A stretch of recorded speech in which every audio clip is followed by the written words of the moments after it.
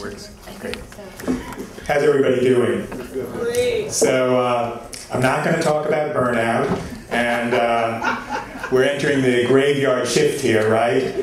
So I'm going to try and be, I hope, tight, leave some time for questions, and still get you all to party or home on time. So as I'm sure you all know, for a long time, the dominant paradigm in public health and health education has been that it's what individuals do or don't do that influences their health. The food we eat, whether we smoke or don't smoke, drink or don't drink, who we have sex with, how we drive, and so on. And I think many of us are frustrated with that paradigm and see its limitations both in the efficiency of interventions that require changing one individual at a time and the dangers of victim blaming, of saying that individuals are responsible only for their health status or for the disparities they experience with other groups. And so for the last few years with my colleagues, we've been working to develop an alternative paradigm, one that looks at the behavior of corporations and how does that influence health. And so that's what I'd like to talk about with you this afternoon. And my, it takes a village to create a field. My partners in this study are in a variety of disciplines, and the work is very much informed by the contributions of epidemiology, economics, sociology, anthropology, as well as other disciplines. And the talk this afternoon comes out of work I've done over the last few years looking at 6 industries: alcohol, tobacco, food, food and beverages, pharmaceuticals, firearm, and automobile. 6 industries that are central to the US and global economy and that have a major influence on morbidity and mortality, not only in the United States, but around the world. And we're also particularly interested in understanding whether changing corporate practices might be a new avenue to reducing disparities in health or inequities in health. So here are the 5 main points I'm going to try and develop. First, that what companies do has a big influence on health and disease. Second, that the influence of corporations is growing. Third, that what companies do, particularly the industries that I mentioned, has either maintains, creates, or exacerbates inequities in health. That's the bad news. The good news is that we as public health professionals, researchers, advocates, can do something to change this. And I'll talk briefly and refer you to our project website for case histories of groups that have been successful in modifying corporate practices. And finally, that I think underlying all this is what as a society do we want from our government, and what do we want to leave to the free market system? And I think that question of the appropriate balance between the public sector, government, and markets, it's a critical implicit question in the 2008 election, and it's also a critical question facing our society and facing us as health researchers and health professionals. So, one of the very clear examples of corporate practices that our colleague Marion Nessel has written about is the portion size and supersizing portions. When I was a kid and you went to the movies, you got maybe 8 or 12 ounces of soda. Now you get 32 or 40.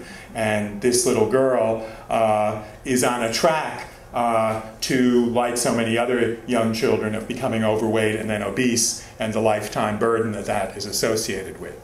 So I'm going to talk about what we've come to call corporate practice.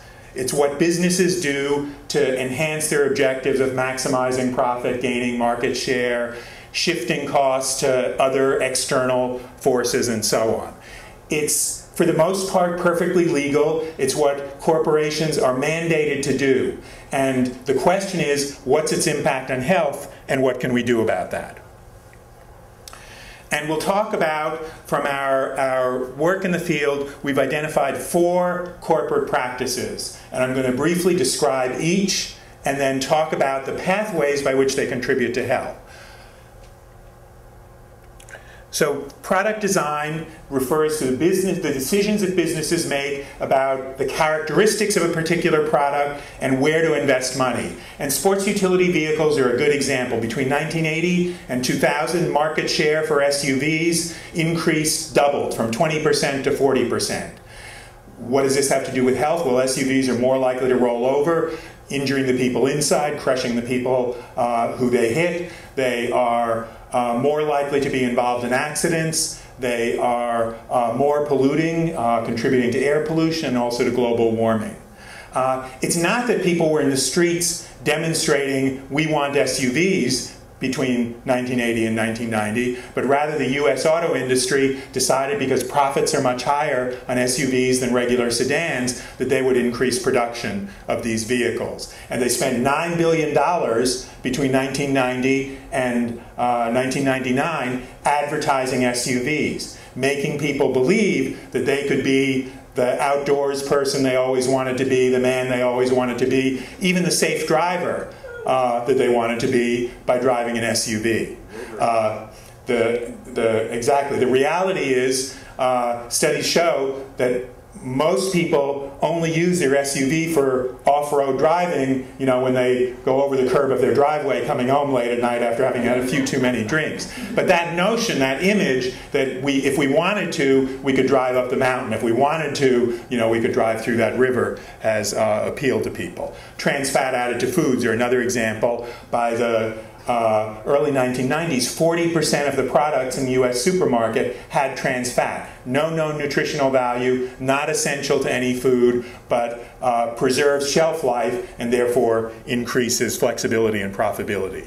The second corporate practice is marketing. This includes advertising, point of production, promotions, etc.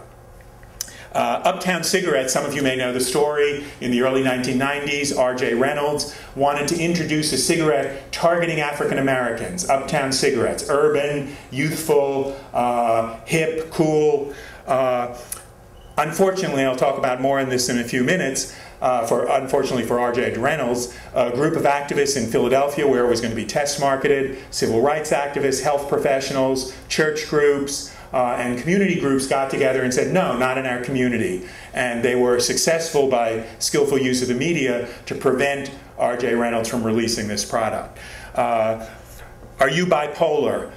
Dramatic increase recently in direct-to-consumer advertising of prescription drugs. Documented studies showing that direct-to-consumer advertising increases the number of people who ask their doctors about a drug and increases the number of doctors prescribing that drug, whether or not they believe it's truly indicated.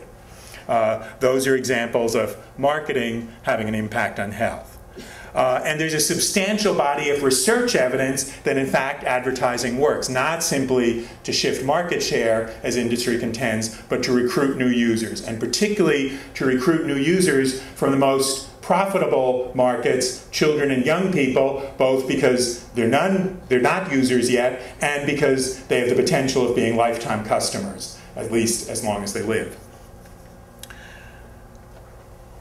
The third practice is retail distribution. This is how companies get their products out to consumers. And so the prices they charge, the availability of products, how easy it is to get access to them, influences for unhealthy products and for healthy products.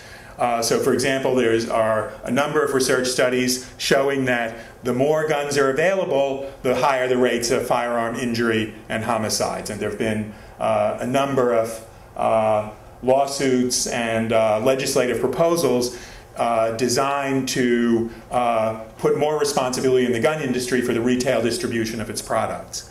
A number of studies now that show that wealthier communities are more likely to have supermarkets with better access to fresh fruits and vegetables, and low-income communities have a higher density of fast food and other unhealthy food outlets. And good research evidence showing that the density of alcohol outlets is associated with increased drinking and drinking problems. And finally, pricing.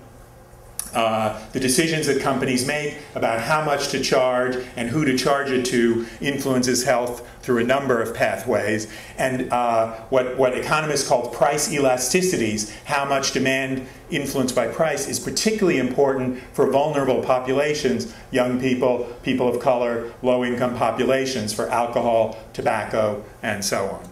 On the other side, charging too much can deny access to health-enhancing products to people who need them. And some of the debates about drug prices, particularly AIDS medications, both here in the United States and in the developing world, illustrate that.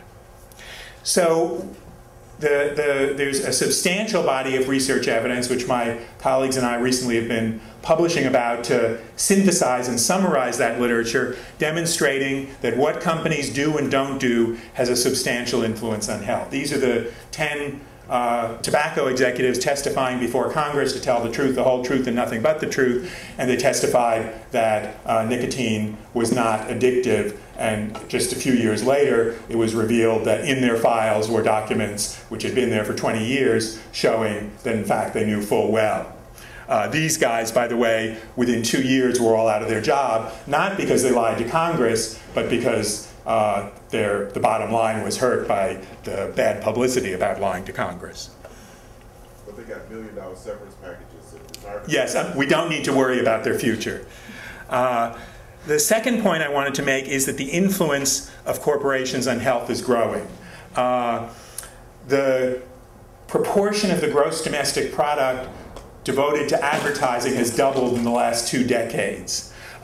We've seen advertising in the back of our taxi cabs, on buses, in schools, in public places. Kaiser Family Health Foundation recently did a study of television advertising to children. The most advertised products are foods. 80 to 90% of the television food advertising is for unhealthy products, high salt, high fat, high sugar products. They calculated the number of hours that children from the ages of 2 to 18 are exposed to food advertising for unhealthy food. And I took those numbers and determined that the average American child spends more time watching advertisements for unhealthy food than he or she does in a college classroom getting a bachelor's degree. That says something about the exposure to unhealthy messages that we expose people to. People also eat more food because of macroeconomic trends. People eat more food out of their house and turn to more of their needs into the market economy.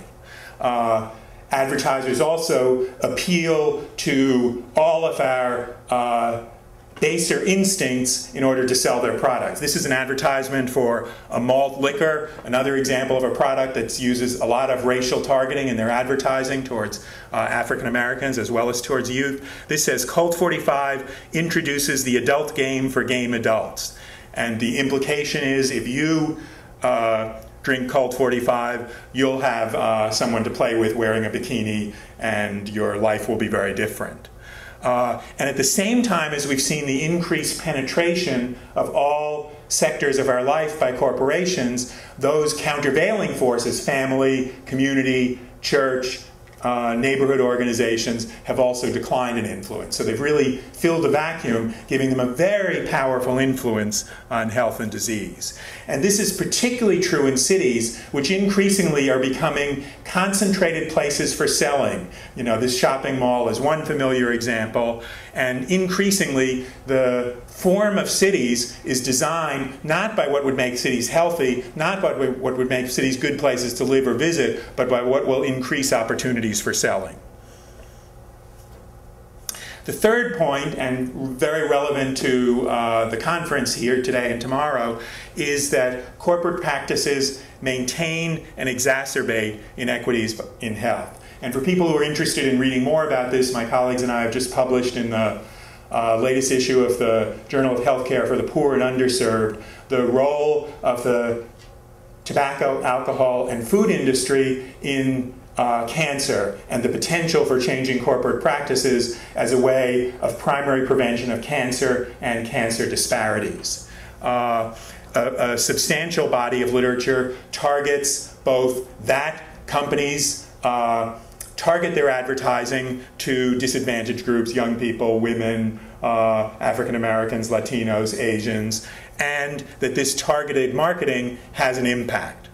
A second way of targeting that we talked about already is that healthy products tend to be more available in better off and white communities, and unhealthy products more available in low income and communities of color.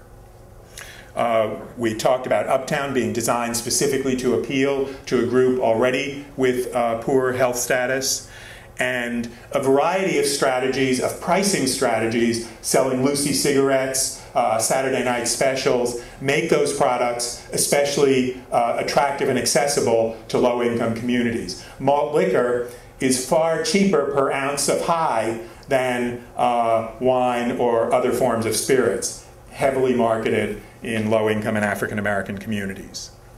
So based on all this, we've come up, my colleagues and I, with something we call disease promotion.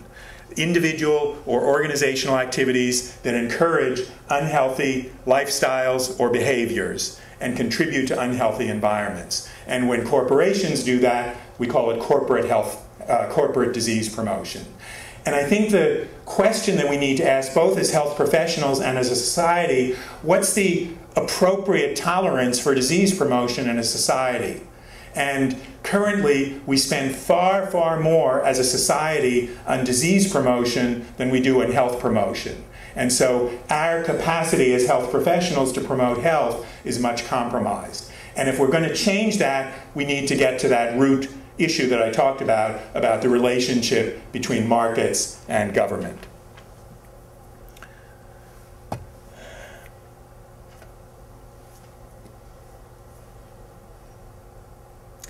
And on the policy level, I think we need to ask what would be the policy agenda that would discourage disease promotion, particularly corporate disease promotion, and what would be those that would better enable government to protect particularly vulnerable populations. And something I live in Washington Heights and walk down the streets and see the alcohol ads and the tobacco ads. And I think, what would it take to transform our communities so that health was the default option? What would it take to be able to have the messages that our communities were giving, the product availability, that it would be easier to choose health than disease? And that transformation is our agenda, right? That's what we need to be thinking about, both in the community level and at the policy level.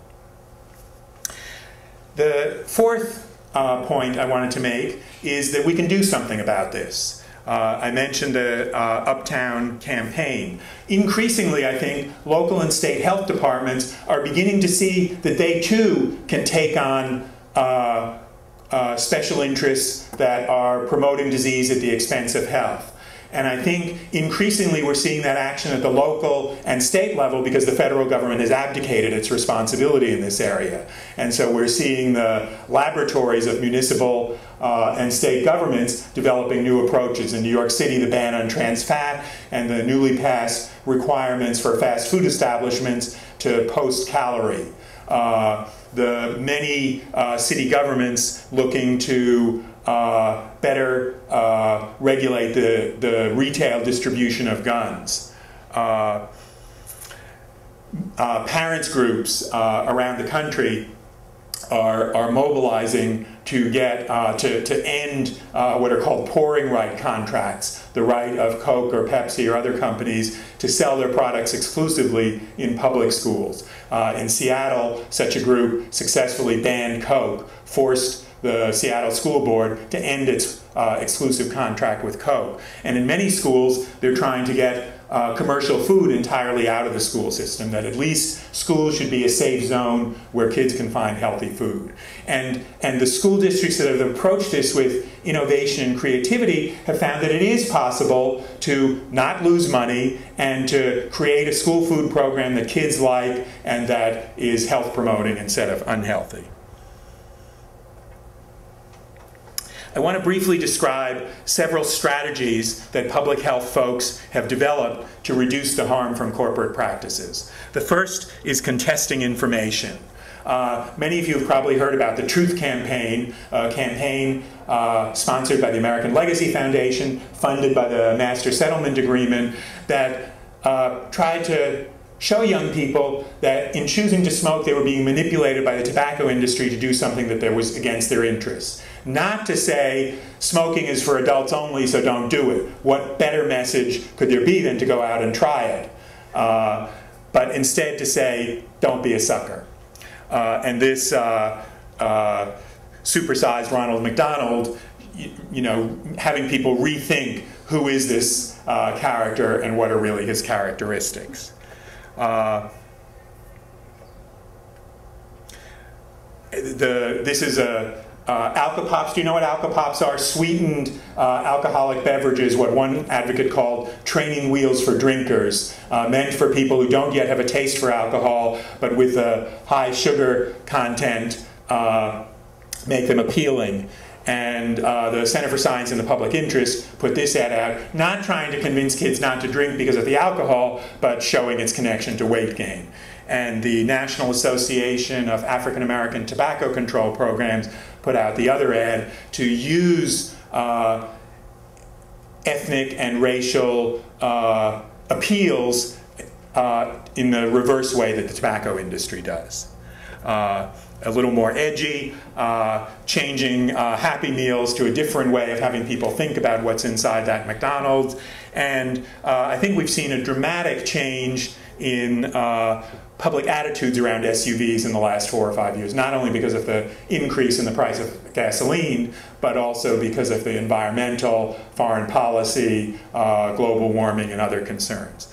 And just to show you something from the other side, this is a group that objects to government playing a role in alcohol, tobacco, and firearm regulation, and said this should be the name of a convenience store, not a government agency. Another way for reducing the harm is to regulate. Regulation has gotten a bad name, but we created a regulatory apparatus in the first part of the 20th century, the Food and Drug Administration in 1906, after the expose of Upton Sinclair's book, The Jungle, showing the horrific practices in the meat industry. Well, we saw very similar practices just a few weeks ago in Iowa, exposed, not by a public health crusader, but by the American Humane Association, concerned about animal rights. And what can be regulated is as prosaic as what goes into a vending machine, to as lofty as what are the trade rules, and to what extent should our trade treaties around tobacco and alcohol reflect health concerns as well as business concerns. And the Framework Convention for Tobacco Control, approved a few years ago by many nations, including, finally, one of the last, the United States, does provide a model for addressing global trade and having a counterweight to global corporations in thinking about health. And I think, finally, we need to reassert government's obligation and will to protect public health. That I think there's always, in American history, there have always been debates about what's the appropriate role for the market and what's the appropriate role for government. And in the last decade or two, we've seen the balance tilt very heavily towards the market. And I think if we're going to, the one statistic that alarms me, as a parent, is a study that was about a year ago in the New England Journal of Medicine, saying that if present trends in obesity and diabetes continue, our children and grandchildren will have shorter lifespans than we do, of 5 to 7 years. What does that say about our society, that after 100 years of increasing lifespan, that what we're going to turn over to our children is a society where their lifespan is shortening? And so it's to think about, well, what can I do to be assured that my son and my grandchildren won't inherit that legacy? And so I want to suggest to you 4 or 5 points of what I think could be a policy agenda to begin to reverse that. Very broad stroke, and I'm going to end with that, and I'd like, if we have a little time, to hear some of your thoughts and reactions to that. So the first suggestion is that we create a legal framework that provides consumers with a right to know the health consequences of all legal products, and with companies a duty to disclose the information they have.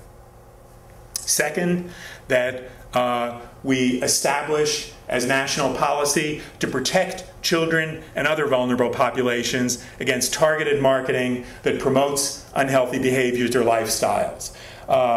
And the business objection to that is, well, that's a violation of free speech, although the extension of the First Amendment to commercial speech is a relatively recent phenomenon, just in the latter part of the 20th century. So the Founding Fathers hadn't considered that issue. And England, to show that other advanced free market societies recently decided to ban all food advertising to children under 12. So we have some choices there. The third part of the proposal has to do with, as long as corporations and their supporters have special access to government, they will be able to use the political arena to get what is good for them and not what's good for the population as a whole. And that is through lobbying, through campaign contributions, through, you know, the revolving door between government and industry, through voting rights, through giving personhood to corporations. And many times we in public health think those are political issues that don't have anything to do with us. And I feel very differently. I think that if we're going to succeed in advancing a public health agenda, in reducing disparities in health, which we say is a national agenda, then we're going to need to look at what are the rules in the political arena by which we make decisions. The next is to really dramatically increase sanctions for deliberate distortions of science and withholding information designed to protect corporate interests. We've seen several recent examples of that with the drug industry.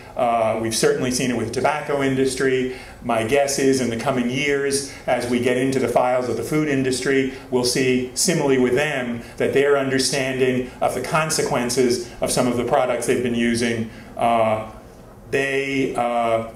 they decided to put their interest ahead of the interest of population health. So I think that's a public policy issue. And finally, and this is particularly for those of us working in academic settings, whether as faculty or staff or students, we need to be sure that that we're educated about having the skills and competencies we need to address this issue in the public health and in the political arena to be able to reduce the harm from corporate practices. Thank you very much. That was absolutely fantastic. And just to connect what you presented with us to some events earlier, let me just make a brief comment, then I have a question. Okay, I lied. I am just enthralled with the concept of corporate disease promotion. I cannot say just how great a contribution that concept makes. In addition, in terms of some of the advocacy work that follows from what you're suggesting here, it's noteworthy that in the morning session, Dr. Doug Greer, who's a professor here, talked about in the movement to get services in schools for autistic children and other children who need services, that parents were key, and that the advocacy of parents was effective in getting school boards. So in other words, he's stating on a couple decades of research where everything that's been done in the schools and all the research basically came from the funding that school boards were forced to make available to meet the needs of children because of parents who advocated. In the session that I did, part of what I put out was a call for a 21st century global movement for equity and health for all. And so what I now see, and certainly what was talked about, was the need for us all here to engage in social action for social justice. So when you talk about the kind of training that needs to go on, the question I have in mind is, well, if it does become a kind of movement, a social justice movement, if it does require social action for social justice, if it does require advocacy of various types, whether it's government or corporations, how do we create that consciousness? Because that's what I talked about, to have a consciousness that what affects one affects all. But how do we, I'm looking at graduate students who are so overburdened with the concept of finishing a dissertation and typically take a year to recover. What are those skills? How do we impart the skills and also the values that would allow you to fill your vision that is fantastic that we put the pressure on corporations and governments to stop corporate disease promotion? Well, great question, thanks. And I think there are answers at a few different levels. The first thing I think is to acknowledge and recognize that the building blocks of that social movement are already there. They're there in the tobacco control movement, and particularly the parts that are now realizing that we can't separate our local efforts and global efforts. One of the totally alarming consequences of our successes in tobacco control in the United States in the last 2 decades has been that we've driven them to Asia and Africa and Latin America, where the rates of smoking are increasing. And I think the Tobacco Control Convention and the advocacy around that provide an excellent model that we have an obligation and a responsibility, and we'll also be more successful at both levels if we can link that together. I think the food movement, the food justice movement are another example of a movement, and I'm doing a lot of work around food now in communities in New York, and I'm just astonished by the degree to which neighborhood organizations, parents, food groups are willing to mobilize around this. Slower to take on the food industry, but it's an issue in which a lot of people are already in motion. I think there's similar action among senior citizens around the drug industry, among the AIDS community around drugs. So I think one of the things is to begin, how do we weave those movements together? Our website, which the address is there, is our first very modest attempt to do so, and we certainly hope you'll look at it, invite you to write for it if you're interested, and we really need to create meeting places where people can come and exchange lessons. On the curriculum side, I think there are a few things. First, we need to teach advocacy. You know, that's as much a part of our curriculum as teaching how to do program implementation and program planning, advocacy at both the community level and the policy level, the political system level. And I also think that we need to develop a body of knowledge around corporate practices and how they affect health and how they change them. We've made some first efforts at developing courses in that area. There's a course outline on the website that shows, and we really welcome suggestions from others and contributions about how best to do that. Another question? I just wanted you to elaborate a little bit more on the concept of disease promotion in the cultural context. I live in a county, upstate, I live in Orange County. It's safe to say that most of my county does not look like me, so that there are certain things that I may be more in tune to. For example, it is SUV country. And every time I get stuck in my Honda, one of my neighbors in an SUV comes and pulls me out and reminds me why I need to purchase an SUV. I will not because of gas prices. I will not because I just think they're ugly and mean and what they do to the environment. But every time I get stuck, I do call one of my SUV neighbors. So I just wanted you to speak a little bit more about the concept of disease promotion and culturally how it appears to different people. Wow, good question. I think advertisers are very smart, and I think we could learn a lot from them. I think they look to root the appeals of their products in very specific groups, by gender, socioeconomic status, race, ethnicity, language. This is a slight digression, but I think it's relevant. I'm working with a colleague, two colleagues, an epidemiologist and anthropologist, looking at how the manufacturers of psychiatric drugs are targeting Hispanic populations. And I think it requires doing what industry does, which is really analyzing their appeals and understanding how they reach people, and then we need to be, both to contest that, we need to do it in culturally relevant terms. And I think that work is just beginning. I think it's the starting point of developing effective interventions to change it, of understanding, how do young people, how do they read these malt liquor ads, and also what would be the images that would change how they read them. And I think it's a very important and promising area of work.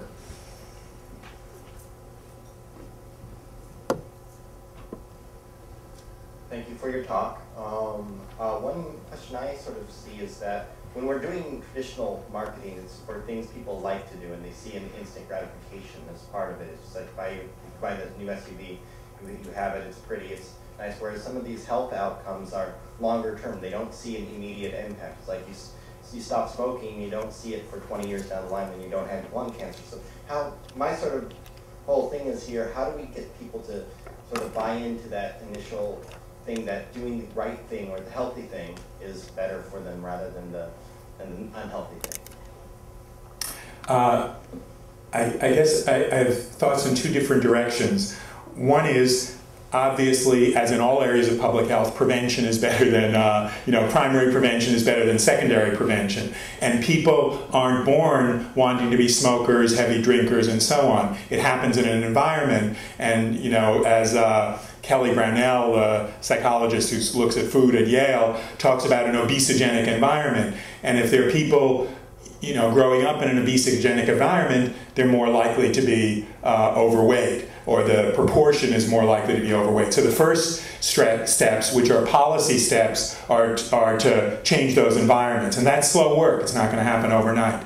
I think the second thing is the more individual level appeal, and I think some of the last two presentations spoke to some of the issues of that, of helping people to stop doing things that are bad for them. I think we really need to help support people, and we need to understand the social context in which people are smoking and drinking and having unsafe sex. And even some parts of that have to do with the ways that corporations are advertising and appealing to our insecurities and stressing us out and so on. And then I think the secondary prevention, there are a set of technologies that we have developed over the years that go well, beyond the particular of what corporations do and don't do, that help people. There's one other thought I had about, trying to, in the work I've been doing around food, what I found is that many people find it easy to make healthy food more available, through farmers markets, the new green cart proposal that New York City did, through putting healthy foods in bodegas, New York City Health Department initiative, improving school lunches. There's a lot of support for that, and that's important work. But I think if that's all we do, we're not going to successfully reverse the obesity epidemic, because the other thing we need to do is stop the promotion of unhealthy food. And that's much tougher for two reasons. One reason is it requires taking on the food industry and all their political muscle. And the other reason is it means telling people, don't drink that extra Coke. Don't eat that Twinkie. And I think if we didn't have that din of the industry egging people on to keep doing what's bad for them, our work would be much easier. So I think that's the support for taking this on in the policy arena, as well as helping individuals. I don't know if that speaks directly to your question.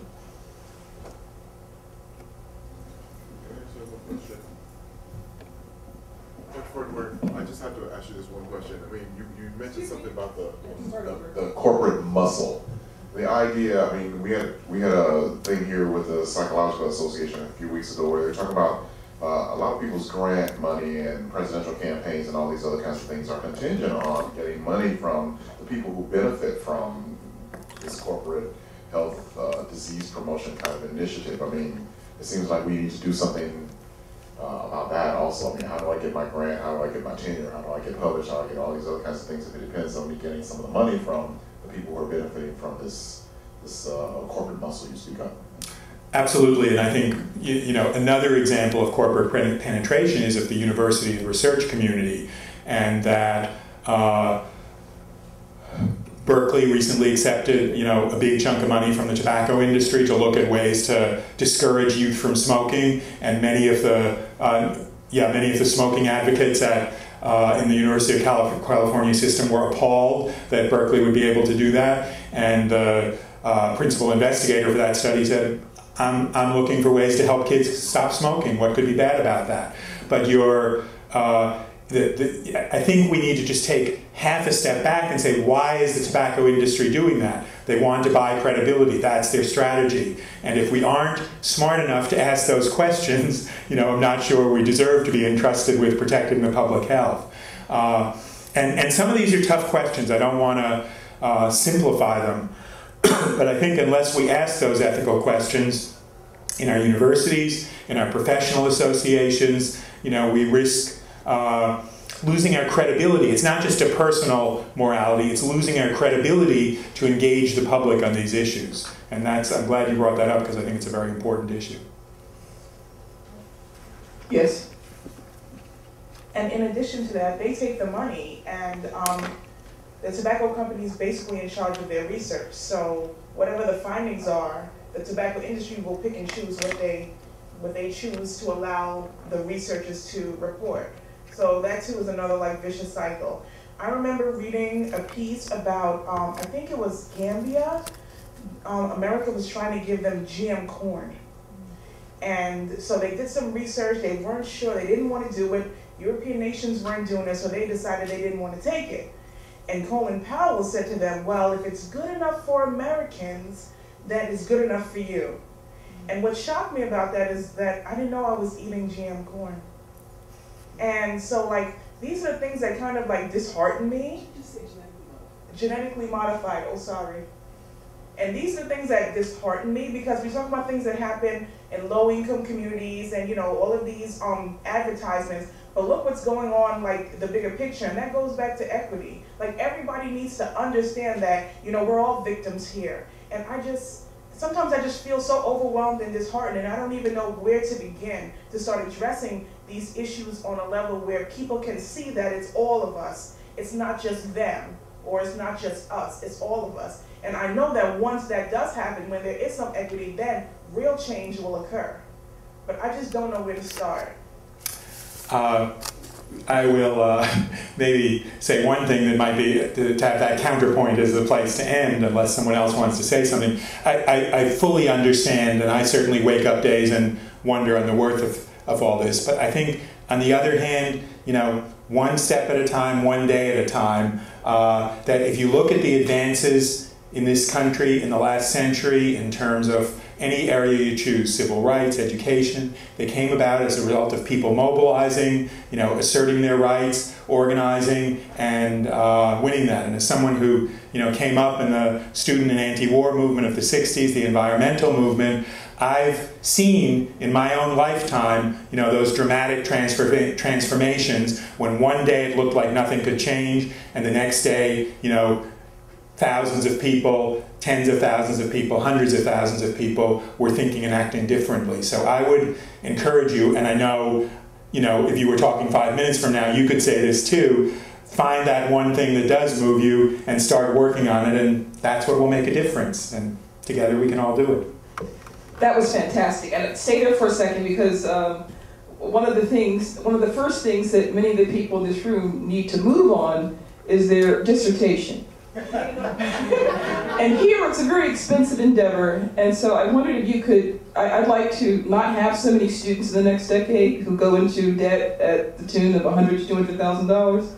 So could you give an advertisement for your alternative doctor in public health program? Oh, thank you, sure.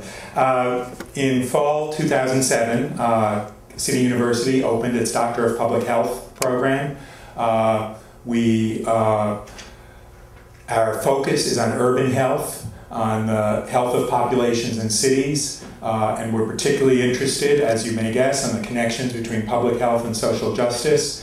Our first track, which we opened with 14 students in September, is in what we call community health and society. It includes health education and behavioral sciences, and what our uptown neighbors call socio-medical sciences. Our second track in epidemiology is opening in the fall of 2008, a track in environmental and occupational health in 2009, and in health policy and management in 2010.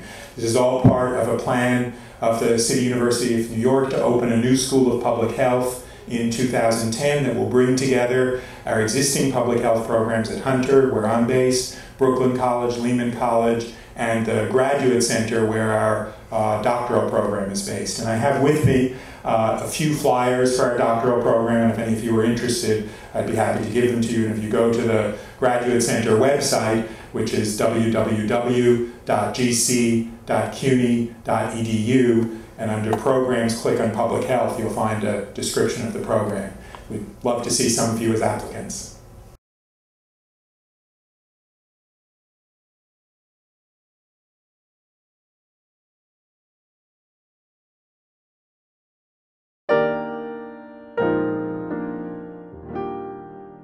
The preceding program was brought to you by Teachers College, Columbia University. Please visit us online at itunes.tc.columbia.edu.